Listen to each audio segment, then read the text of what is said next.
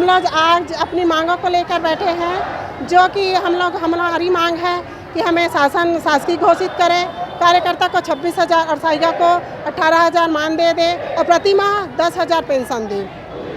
और हमारी जो साड़ी है जो शासन देती है वो गुणवत्तापूर्ण नहीं है, जो हमें पसंद नहीं है, तो उसके बजाय हमें साड़ी ना दे करके हमें पैसा दे, ग्रेजुएटी दे।